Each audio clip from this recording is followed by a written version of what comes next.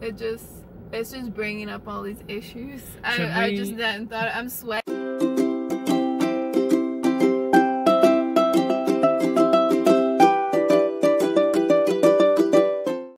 Story time. We have a juicy one from China in 2016, and it's a doozy. Obviously, 2016 should be a keyword to cue you in. This is November 2016 and thereabouts.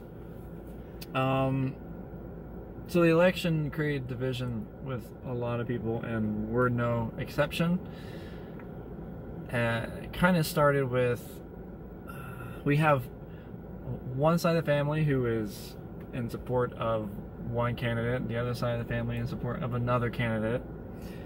And at the time, we had just used a social media app called WeChat, Weixin in Mandarin, and joined them in a group thing together. So because we were like doing WeChat for a while, where we'd send one family photos and then cross over and do another family and their photos, and then we thought, why are we doing this? Let's just put them all together and make it convenient.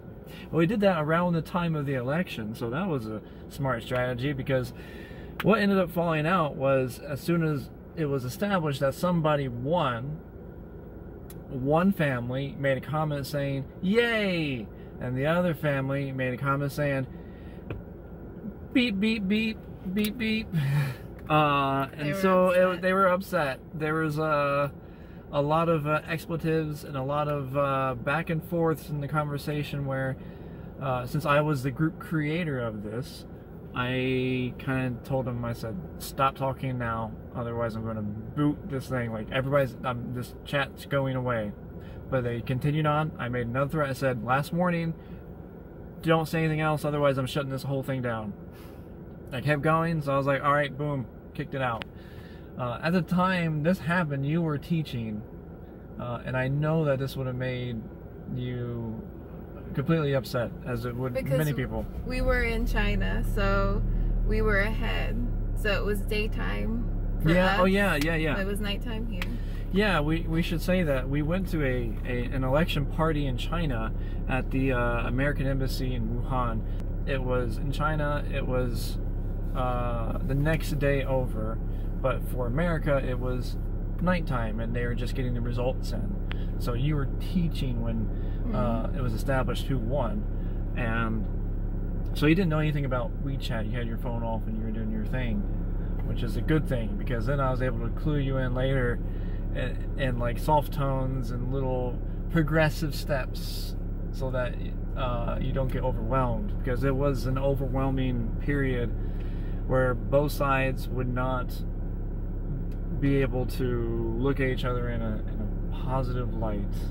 And we are happy that they could not physically look at each other. So they live far away. One side of the family is in Ohio, the other side of the family is in South Carolina, and because of that, the only way they can communicate was through distance, social media apps. So remember, during that election there was a lot of stuff on Facebook, a lot of like news stories from either side, right? And they were kind of like extreme, and so that was where they were commenting. So that was pre-game stuff that happened before the tumultuous WeChat experience. But that time has created a division that has never really healed. It's gotten better over the years, but we're now coming on, what, 4 years since then? So 4 years, and it still hasn't quite been what it was before. And before, just to give a little background, the election was in November. We got married in May, and so the families only met in May, so because they lived so far apart. Yeah, and so they didn't really have a good connection to begin with, and so all they really knew about each other going up to this election was their views, their political views. Yeah, based on their... And so, and they were extremely opposite, and so, you know, it was just little things, tick, tick, tick, tick, tick, tick, and then the boom was like the actual election. Yeah.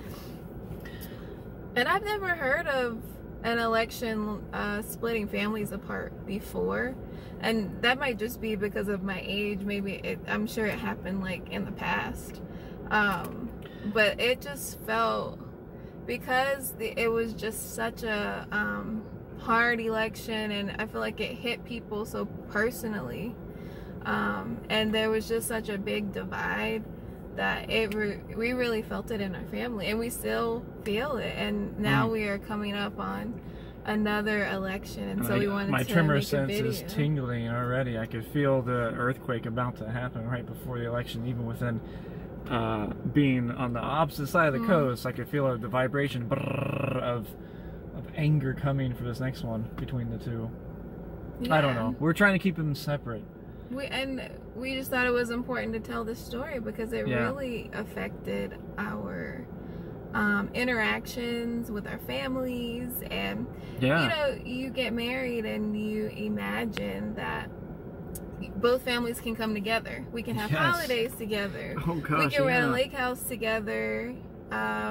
We can go on a cruise together. You know, just different things. Ever since then. But we can't do those things because we aren't comfortable, and we don't want to make them uncomfortable. We now have a child, so we definitely don't want there to be any, you know, volatile situations. There's definitely been times where we've purposefully crafted our schedules to be and made in such a way where we visit one family and then visit the other, and they never meet. Like, there are times when it had been far more convenient and very easy to do things if they were just together, but we say, okay, no, let's not do that. We have to do it separate. We can't let them meet ever. And that's been tough. Going from, like, we were in China, we would go back to America for the summer, and one family's in Ohio, the other family is in South Carolina. We want to spend time with both. We can't do it together.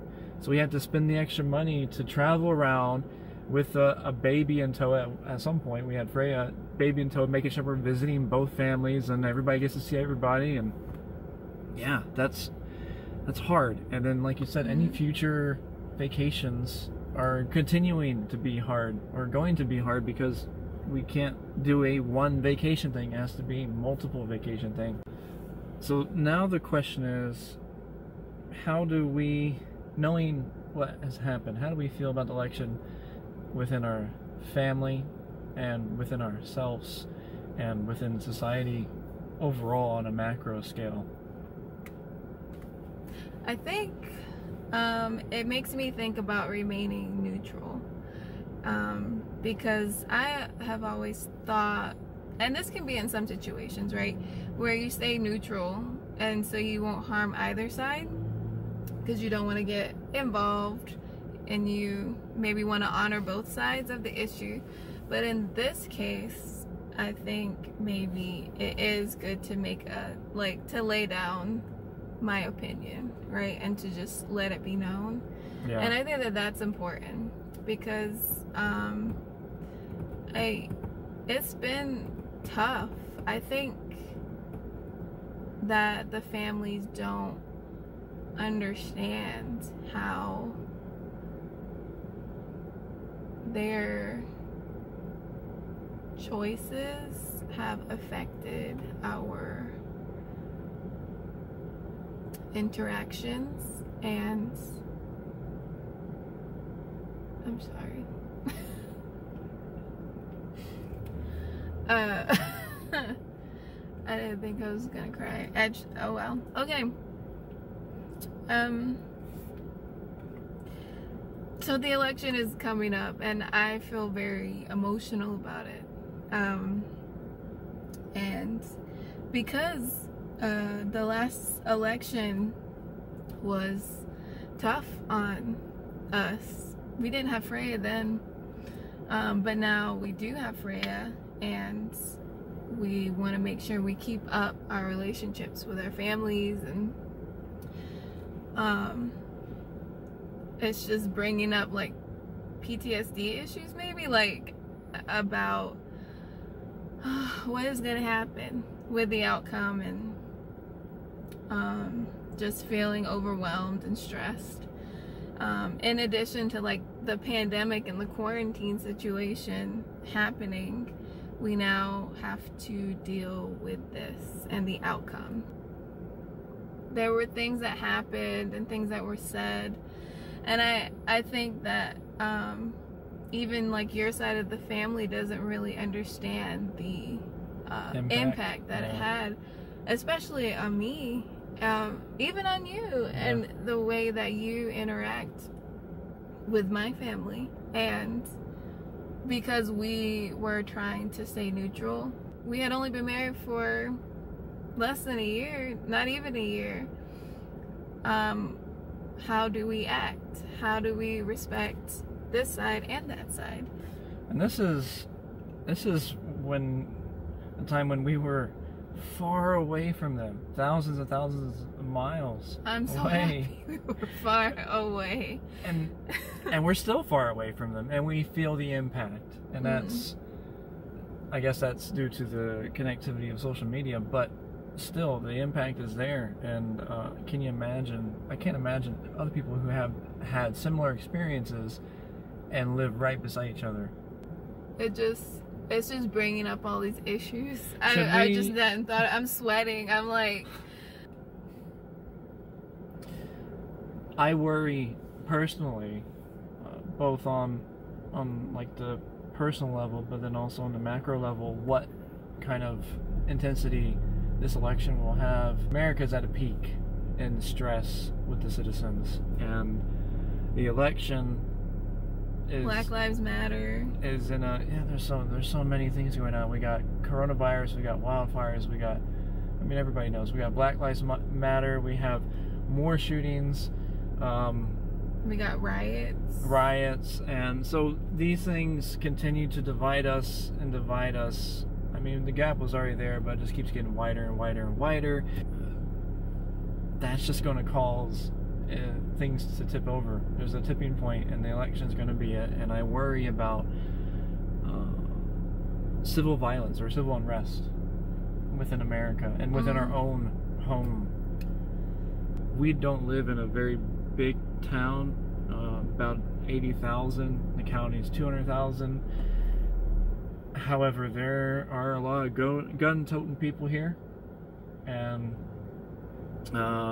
we are 4 hours away from one of the most liberal cities in America, Portland, and people can travel around, and I think that there's going to be a clash of violence even in our own hometown that may affect us in some way, may affect our livelihood, and may affect our safety. But we are hoping and we pray that there will be peace within our family, within the country. So what points are we trying to get across?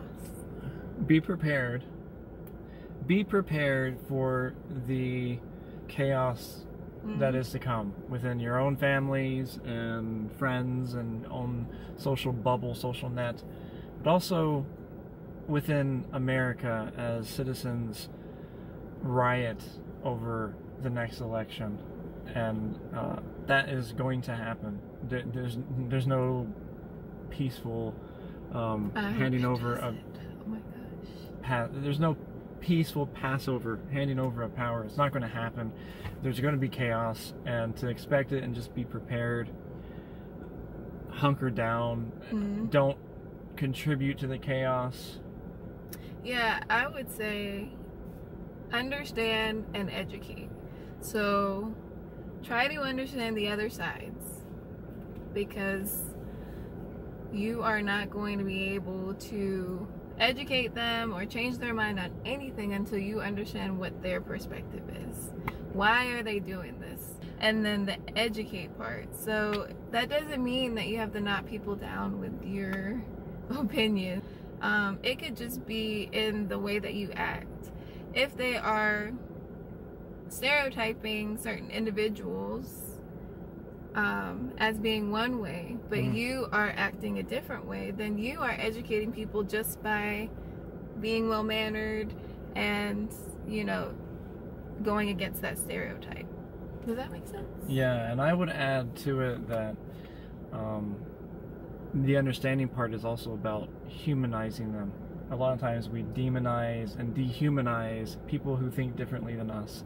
That continues to create more division. There are changes that need to be made, and we know that. But at the very least, every person can do their part in understanding. Before you go in and attack, understand who you're attacking and put in your mind the human component. If you're going to vote, I don't know if what your state regulations are, but if you can vote by mail, do so. Get the ballot in and then drive it over. So for clarification, I've already researched it. You can go to Google and they have a how to vote thing by state. You can drag down, there's a drop box for you and pick your state and you can follow it.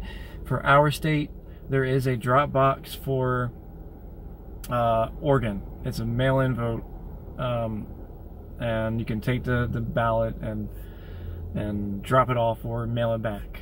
So it says if you're registered to vote before October 13th, 2020, you should receive a ballot, and then you can fill it out. For Oregon. And you can drop it off, and then it has certain sites where you can drop off your ballot. For Oregon. So that's for Oregon. Make sure you look for your state. Your want to state, make sure we inform you. Yes, and not give you false properly. information. Right, so make sure you watch these videos if you're interested in any more of our adventures in China. We also have some couple videos on there. Thanks for watching. Bye.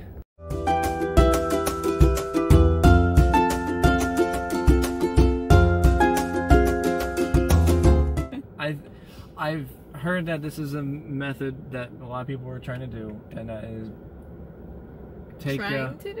yeah, instead of relying on the USPS, just drive it over. Like they can do that? Can they do that? That's what I said trying to do. They're looking into it. Okay. Video. Fine. It's gotta be facts. What do you Somebody's watching this and they're like, I can just drive it over. Let's look it up. Then they end up having to stand in line at the voting booths.